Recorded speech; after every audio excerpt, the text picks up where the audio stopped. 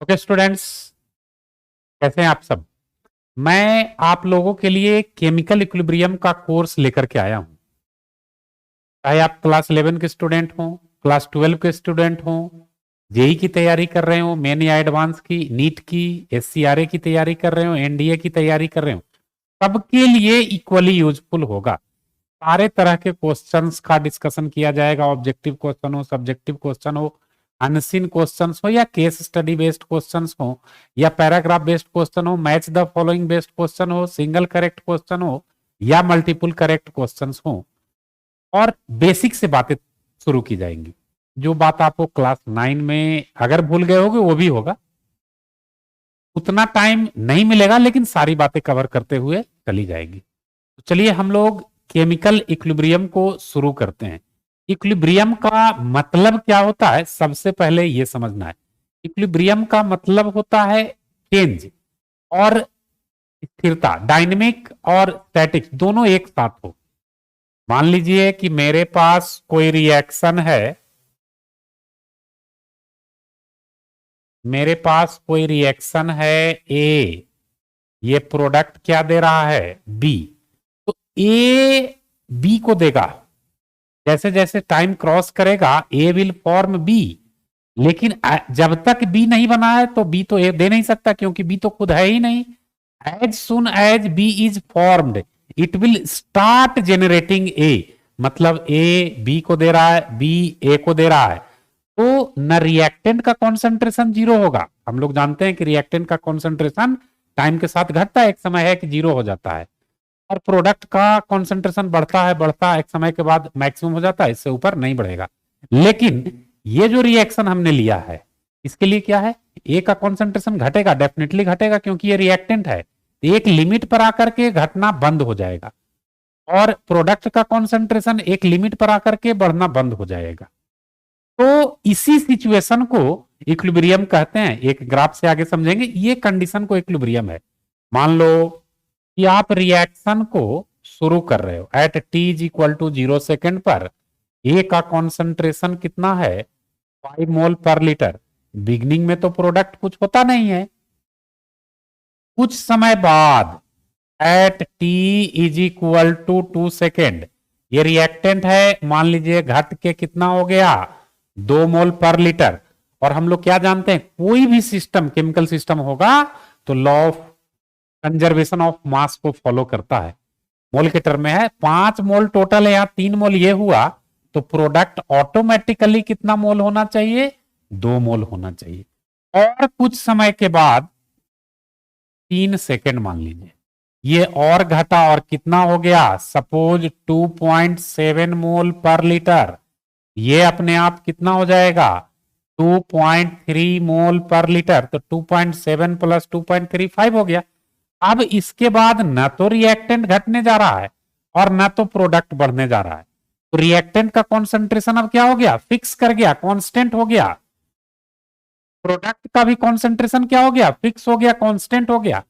एक कंफ्यूजन विद्यार्थियों के बीच में होता है कि इक्विलिब्रियम वाले रिएक्शन में प्रोडक्ट और रिएक्टेंट का कॉन्सेंट्रेशन बराबर होता है।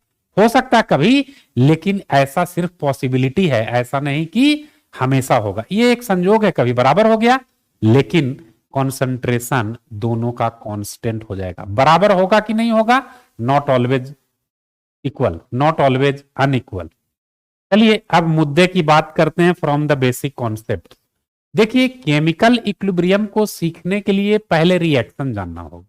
रिएक्शन में क्या होता है, 3 पार्ट, एक लेफ्ट पार्ट, एक राइट पार्ट, और बीच में जो हम है एरो वाला साइन।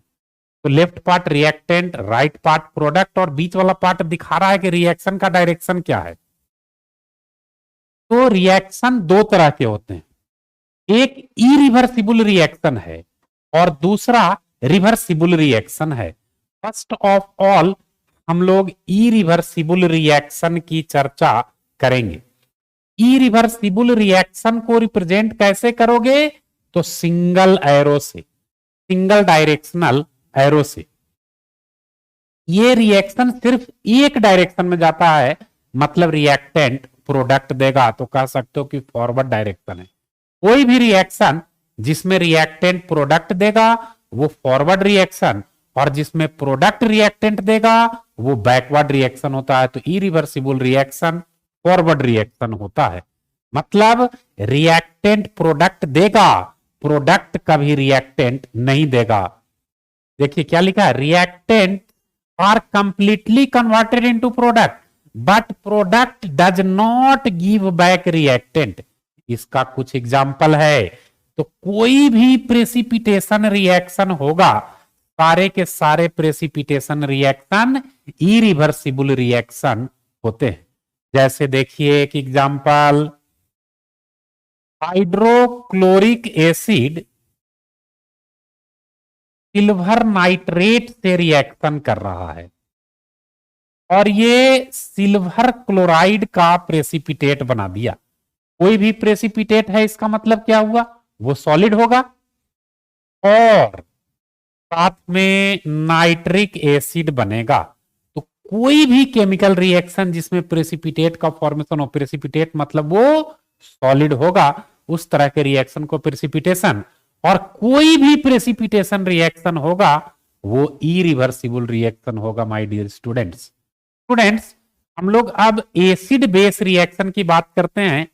कोई भी एसिड बेस रिएक्शन मतलब न्यूट्रलाइजेशन रिएक्शन जिसमें एसिड बेस के साथ रिएक्शन करके सॉल्ट और वाटर का फॉर्मेशन करेगा, यह भी इरिवर्सिबल रिएक्शन का एग्जाम्पल है, बेहतरीन एग्जाम्पल है। देखिए हमने लिया यहां पर सल्फ्यूरिक एसिड सोडियम हाइड्रोक्साइड से रिएक्शन करके सोडियम सल्फेट सॉल्ट का फॉर्मेशन कर रहा है और साथ में वाटर का फॉर्मेशन कर रहा है। सल्फ्यूरिक एसिड हो गया, NaOH क्या हो गया, बेस। यही न्यूट्रलाइजेशन रिएक्शन है। ध्यान रखना है क्या, कोई भी acid base neutralization reaction irreversible reaction का एग्जाम्पल है। अब देखिए रिडॉक्स रिएक्शन और कंबसन रिएक्शन भी इरिवर्सिबल रिएक्शन का एग्जाम्पल है, क्योंकि इनमें भी सिर्फ रिएक्टेंट से प्रोडक्ट बनता है, प्रोडक्ट से रिएक्टेंट नहीं बनेगा। जैसे देखो कंबसन, मैग्नीशियम ऑक्सीजन से रिएक्शन किया तो मैग्नीशियम ऑक्साइड। अब ऐसा नहीं कि मैग्नीशियम ऑक्साइड से मैग्नीशियम और ऑक्सीजन बन जाएगा। तो ये स्टूडेंट्स इरिवर्सिबल रिएक्शन है। अब ये देखिए इथेनॉल को ऑक्सीडेशन हमने किया तो कार्बन डाइऑक्साइड और वाटर बना, तो ये भी इरिवर्सिबल रिएक्शन का एग्जाम्पल है। डिकम्पोजिशन रिएक्शन में क्या होता है कि कोई एक बड़ा सब्सटेंस डिकम्पोज होकर के टूट करके एक से ज्यादा छोटे सब्सटेंस का फॉर्मेशन करता है। जैसे पोटेशियम क्लोरेट टूट के क्या बना दिया, पोटेशियम क्लोराइड और ऑक्सीजन। तो ये डिकम्पोजिशन रिएक्शन का एग्जाम्पल है। अमोनियम नाइट्राइट टूट के क्या बना दिया, नाइट्रोजन और वाटर, एक से ज्यादा प्रोडक्ट दिया, तो ये डिकम्पोजिशन रिएक्शन है। और ये डिकम्पोजिशन रिएक्शन इरिवर्सिबल रिएक्शन का एग्जाम्पल है। क्लियर। अब देखिए ये मुद्दे की बात है, special concepts of irreversible reaction by engineer HR सिन इन यूनिक स्टाइल। क्या कह रहा है, variation of concentration of reactant and product for irreversible reaction. भैया concentration of reactant and product कैसे वेरी करेगा, जैसे जैसे रिएक्शन आगे बढ़ेगा। तो देखिए अभी आप मेरे साथ, ये एक वाई एक्सिस है और ये एक्स एक्सिस पर है। माय डियर स्टूडेंट्स, आप एक्स एक्सिस पर टाइम पीरियड ले लो। कोई बुक इसी एक्स एक्सिस टाइम पीरियड को POR लिखता है। मैं बताता हूं POR का मतलब क्या हुआ। POR का मतलब हो गया प्रोग्रेस ऑफ रिएक्शन। तो समय के साथ ही तो रिएक्शन आगे बढ़ेगा। ओके, अब देखिए वाई एक्सिस पर कॉन्सेंट्रेशन की बात हो रही है। दोनों का कॉन्सेंट्रेशन वाई एक्सिस पर हम लोग रिप्रेजेंट करेंगे, रिएक्टेंट का भी और प्रोडक्ट का भी। देखो मान लीजिए कि मेरे पास कोई इरिवर्सिबल रिएक्शन है, ए दे रहा है बी और बी ए को नहीं दे पा रहा है। Suppose at T is equal to 0, A का कॉन्सेंट्रेशन हमने 7 मोल ले लिया, बी का 0। कुछ समय बाद at T is equal to 2 second ये घट के 5 मोल पर लीटर हो गया और बी बढ़ के 2 मोल पर लीटर।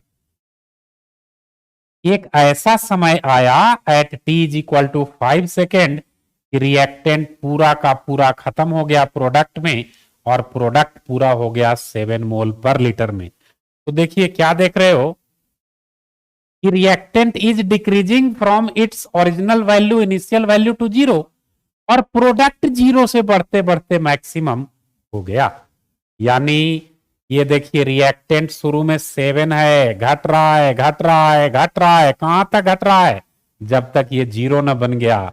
यानी ये जो ग्राफ है ये किसको रिप्रेजेंट कर रहा है, कॉन्सेंट्रेशन ऑफ रिएक्टेंट को। और प्रोडक्ट शुरुआत में कितना है, ये सेकंड में हमने टाइम लिया था, तो ये मोल पर लीटर यानी एम भी लिख सकते हो, मोलरिटी। अब देखिए प्रोडक्ट बढ़ेगा, बढ़ रहा है बढ़ रहा है बढ़ रहा है, एक समय आएगा कि मैक्सिमम हो गया, इससे ज्यादा नहीं होगा। ये किसका कॉन्सेंट्रेशन है, प्रोडक्ट का कॉन्सेंट्रेशन है माय डियर स्टूडेंट्स। तो रिएक्टेंट का कॉन्सेंट्रेशन इरिवर्सिबल रिएक्शन के लिए घटेगा घटेगा जीरो, प्रोडक्ट का कॉन्सेंट्रेशन इरिवर्सिबल के लिए बढ़ेगा बढ़ेगा मैक्सिमम। ये हमारी बात इरिवर्सिबल रिएक्शन के लिए हो गई ग्राफिकल अप्रोच से। आगे बढ़ते हैं, रिवर्सिबल रिएक्शन की बात करते हैं। रिवर्सिबल रिएक्शन क्या कहता है, ये दोनों डायरेक्शन में हो सकता है। इसको आप इस तरह से भी रिप्रेजेंट कर सकते हो, इस तरह से भी रिप्रेजेंट कर सकते हो, दोनों डायरेक्शन में हो सकता है, और वो भी सिमिलर कंडीशन में।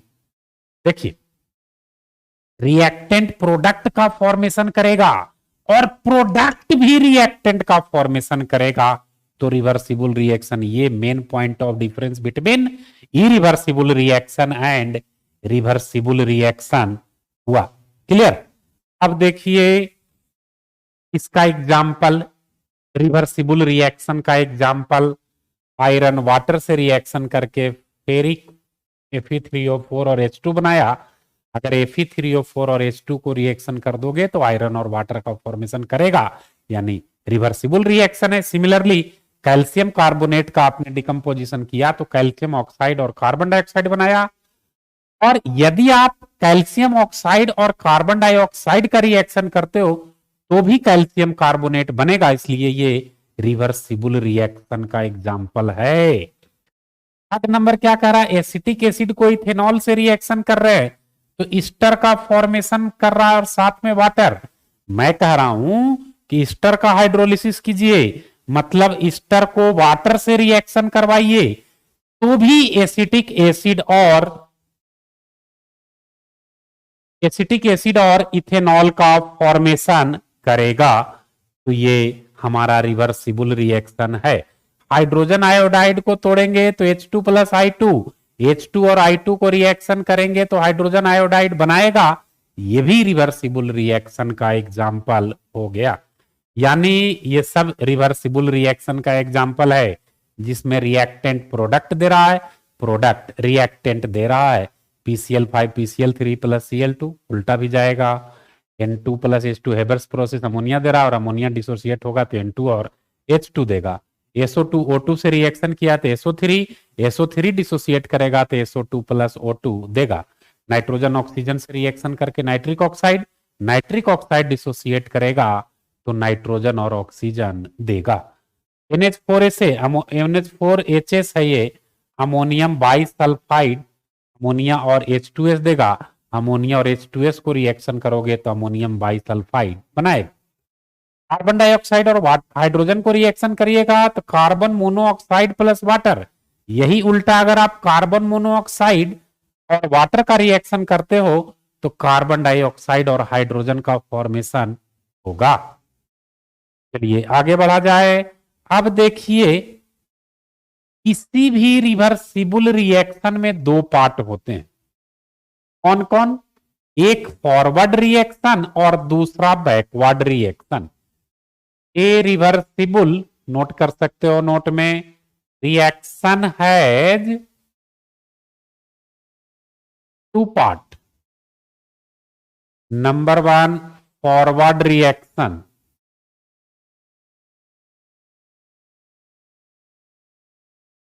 नंबर टू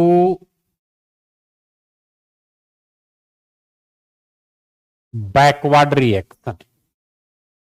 देखो, जब रिएक्टेंट प्रोडक्ट का फॉर्मेशन कर रहा है, ये फॉरवर्ड रिएक्शन हो गया, और जब यही प्रोडक्ट वापस रिएक्टेंट का फॉर्मेशन कर रहा है तो ये बैकवर्ड रिएक्शन हो गया। अगर आप एज ए कंबाइन लिखते हो, रिएक्टेंट प्रोडक्ट दे रहा है, प्रोडक्ट रिएक्टेंट दे रहा है, ये फॉरवर्ड रिएक्शन और ये बैकवर्ड रिएक्शन हो गया। क्लियर स्टूडेंट्स, आगे बढ़िए। ये रिएक्टेंट और प्रोडक्ट का कॉन्सेंट्रेशन जैसे इरिवर्सिबल के लिए वेरी किया था, वैसे रिवर्सिबल के लिए वेरी नहीं करेगा, थोड़ा चेंजिंग आएगा। देखिए, हम फिर से क्या कर रहे हैं, वाई एक्सिस पर कॉन्सेंट्रेशन लेंगे, एक्स एक्सिस पर टाइम ले लीजिए, या प्रोग्रेस ऑफ रिएक्शन ले लीजिए, ठीक। और वाई एक्सिस पर हम लोग क्या ले रहे हैं, कॉन्सेंट्रेशन ऑफ रिएक्टेंट या कॉन्सेंट्रेशन ऑफ प्रोडक्ट। देखो, रिवर्सिबल रिएक्शन, मान लो मेरे पास एक रिवर्सिबल रिएक्शन है, ए से बी दे रहा है, तो at T is equal to 0, A का कॉन्सेंट्रेशन 5 मोल पर लीटर, बी का 0। कुछ समय बाद, मान लो at T is equal to 2 second, A का कॉन्सेंट्रेशन 4 मोल पर लीटर है, बी का कॉन्सेंट्रेशन 1 मोल पर लीटर है। और कुछ समय बाद at T is equal to 3 second, A का कॉन्सेंट्रेशन 2.9 मोल पर लीटर आ गया, तो बी का 2.1 मोल पर लीटर होगा। इसके बाद ना ए का कॉन्सेंट्रेशन घटेगा ना बी का कॉन्सेंट्रेशन बढ़ेगा, ठीक है। तो देखिए, रिएक्टेंट की बात करते हैं, रिएक्टेंट का घटेगा, चलिए घट रहा है, एक समय ऐसा आएगा कि इसके बाद अब नहीं घटेगा। ये किसका ग्राफ हो गया, रिवर्सिबल रिएक्शन के लिए रिएक्टेंट के कॉन्सेंट्रेशन का। प्रोडक्ट की बात करें तो बढ़ेगा बढ़ेगा बढ़ेगा, एक समय ऐसा आएगा कि अब कांस्टेंट हो जाएगा, इससे ज्यादा नहीं बढ़ेगा। ये प्रोडक्ट के कॉन्सेंट्रेशन का ग्राफ है।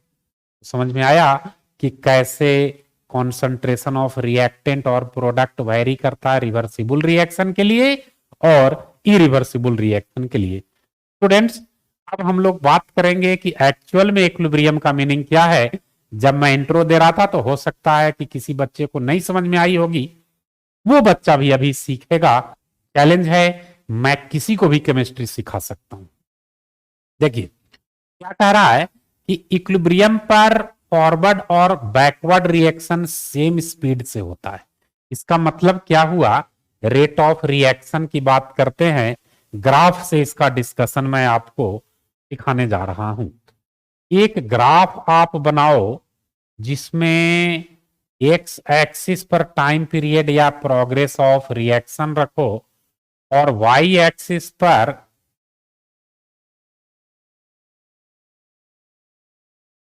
रेट ऑफ रिएक्शन रखिए। देखिए, शुरुआत में तो किसी भी केमिकल रिएक्शन में, रिवर्सिबल रिएक्शन की मैं बात कर रहा, शुरुआत में तो किसी भी रिवर्सिबल रिएक्शन में सिर्फ रिएक्टेंट होता है, मतलब रिएक्टेंट प्रोडक्ट का फॉर्मेशन करेगा। यानी फॉरवर्ड रिएक्शन है तो शुरुआत में फॉरवर्ड रिएक्शन का रेट ज्यादा होगा, बैकवर्ड तो है ही नहीं। तो हम लोग क्या बोल सकते हैं, during initial phase of reaction rate of forward reaction is more than rate of backward reaction during initial phase, comma rate of forward reaction is more than rate of backward reaction, more than backward reaction. यानी क्या बोल सकते हैं, that is initial phase में, not always, forward reaction का rate बड़ा होगा backward reaction के रेट से इनिशियल फेज में।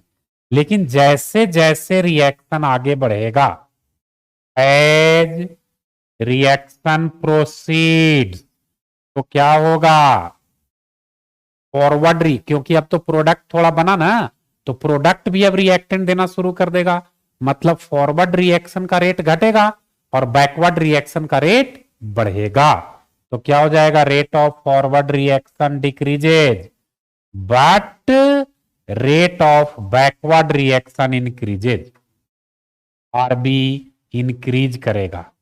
इसी तरह से सिलसिला चलता जाएगा।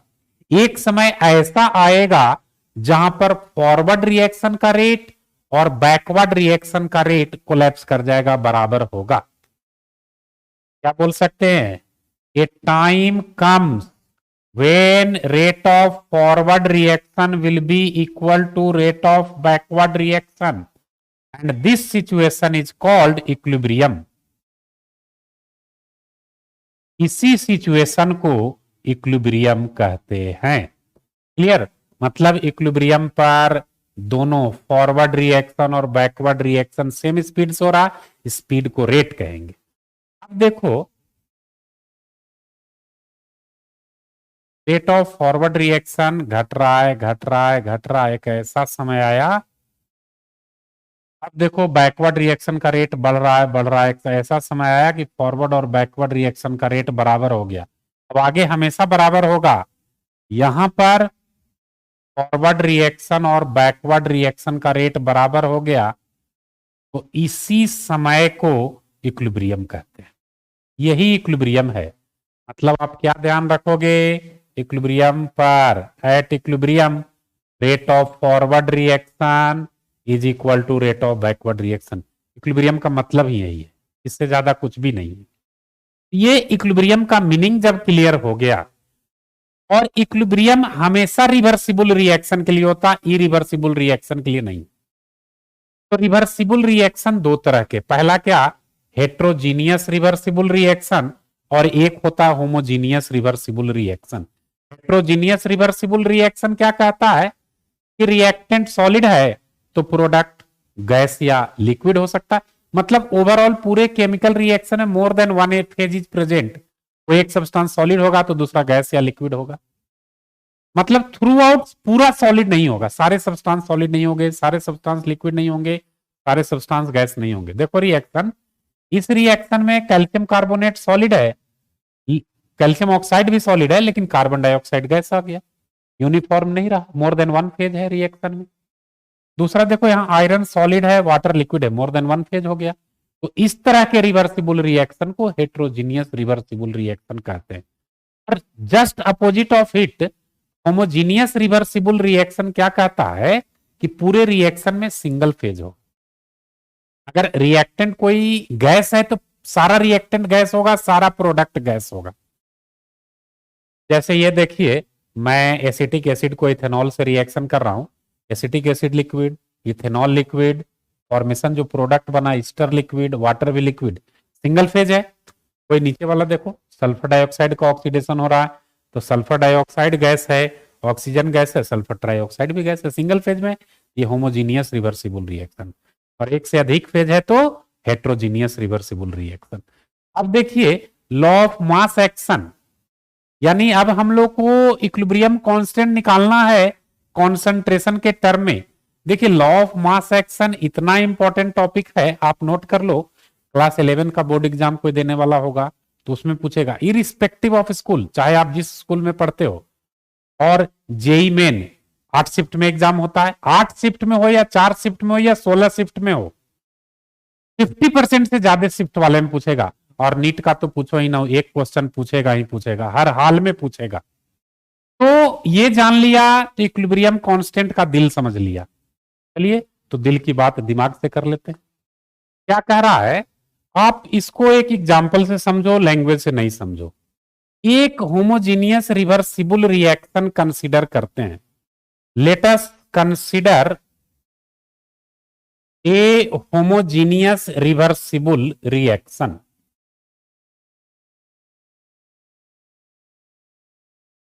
कोई भी गैसियस होमोजीनियस रिवर्सिबल रिएक्शन मैं ले रहा हूं, अल्फा ए कोई गैस है, प्लस बीटा बी ए ले लेते हैं ना, अल्फा बीटा लिखने में ज्यादा टाइम लग जाएगा। A plus B B reversible reaction है।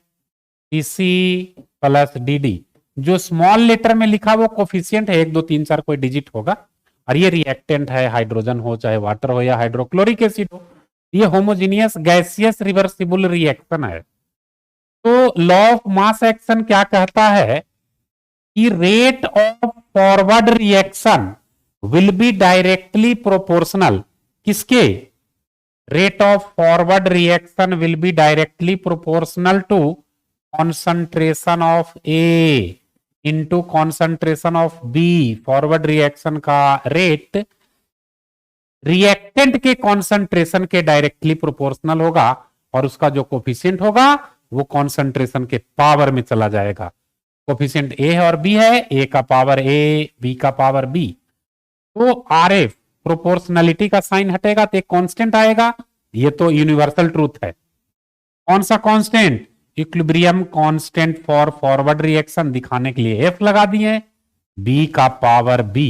इसको इक्वेशन नंबर 1 मान लीजिए। Similarly rate of backward reaction, मतलब प्रोडक्ट रिएक्टेंट देगा, तो क्या बोल सकते हैं? Rate of backward reaction. इसके लिए तो रिएक्टेंट सी और डी है, तो सी का पावर सी, डी का पावर डी।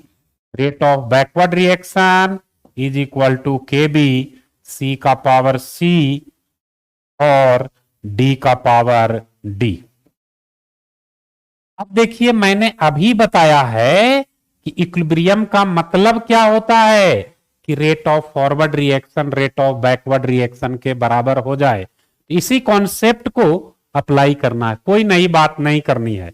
देखिए, मैंने क्या बताया था कि एट इक्विलिब्रियम आर एफ बराबर आर बी, मतलब इक्वेशन 1 को इक्वेशन 2 से इक्वेट कर दीजिए।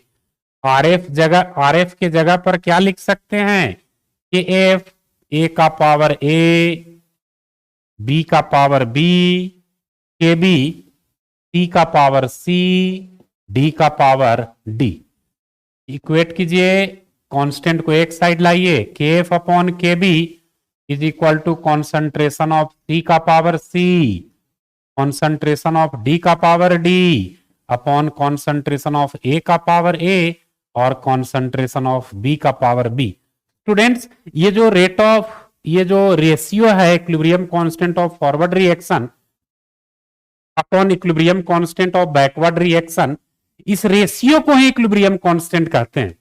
इसको क्या लिख सकते हैं? K C is equal to concentration of C का power C into concentration of D का power D, concentration of A का power A, concentration of B का पावर बी। यही देखिए लॉ ऑफ मास एक्शन आ गया। कितना बात किए, यही है law of mass action. KC का मतलब क्या हुआ? Equilibrium constant in terms of concentration. ऐसे आया तो के एफ अपॉन के बी को केसी कहते हैं। मेंशन कर दूं, केसी क्या आया? के एफ अपॉन के बी। केसी क्या है? Equilibrium constant in terms of concentration. इसको किससे रिप्रेजेंट करेंगे? सी। सी मतलब कॉन्सेंट्रेशन और के मतलब इक्विलिब्रियम कांस्टेंट। यही लॉ ऑफ मास एक्शन है। इसी का यूटिलाइजेशन का सीमित नहीं है, इसके लिए स्काई इज द लिमिट। जैसे देखिए, इसका बहुत सारा केस है लॉ ऑफ मास एक्शन का। तो केस बताने से पहले मैं केसी का एक्सप्रेशन लिखने के लिए सिखाना चाह रहा हूं। देखिए, एक्सप्रेशन फॉर केसी क्या होता है। जैसे क्वेश्चन है, write KC expression for following. देखिएगा 11 क्लास के बच्चे, ये आपके लिए बहुत इंपॉर्टेंट क्वेश्चन होने जा रहा है। Write KC expression for following. बाकी सबके लिए ये बेसिक इंट्रोडक्शन होगा। जैसे पहला क्वेश्चन मैं कह रहा हूं कि nitrogen gas is reacting with hydrogen gas, 3 mole of hydrogen gas and it is forming 2 mole of ammonia. What will be its k c expression? देखो, simple law of mass action को जुगाड़ टेक्नोलॉजी से समझो। जो प्रोडक्ट है उसको ऊपर लिखेंगे, न्यूमरेटर बोलते हैं उसको, हिंदी में उसको अंश बोलते हैं। ये देखो भागा वाला साइन दे दो। NH3 का कॉन्सेंट्रेशन कोफिशिएंट 2 है, इसको पावर में दे दो, प्रोडक्ट वाला। रिएक्टेंट वाला नीचे क्या है, रिएक्टेंट में N2 का कॉन्सेंट्रेशन कोफिशिएंट 1 तो पावर 1, या मत दो 1 को। H2 का कॉन्सेंट्रेशन कोफिशिएंट 3 पावर 3, इसके लिए ये केसी एक्सप्रेशन हो गया। एक और HI, 2 mole of HI is dissociating to give 1 mole of H2 gas और 1 मोल ऑफ I2 गैस। इसके लिए केसी एक्सप्रेशन क्या होगा, तो प्रोडक्ट में H2 और I2 है, H2 का कॉन्सेंट्रेशन इंटू I2 का कॉन्सेंट्रेशन अपॉन HI, HI का कोफिशिएंट 2 है तो पावर 2 दे दो। इस तरह से हम लोग केसी एक्सप्रेशन को लिख सकते हैं। तो स्टूडेंट्स, हम लोग आज के क्लास को यहीं पर फिनिश करेंगे, लेकिन अगले क्लास में भी जरूर रहिएगा क्योंकि इसका मेन एप्लीकेशन सीखना बाकी है, different cases of law of mass action, कि उसका अप्लाई क्वेश्चन बनाने में कैसे करेंगे। Thank you.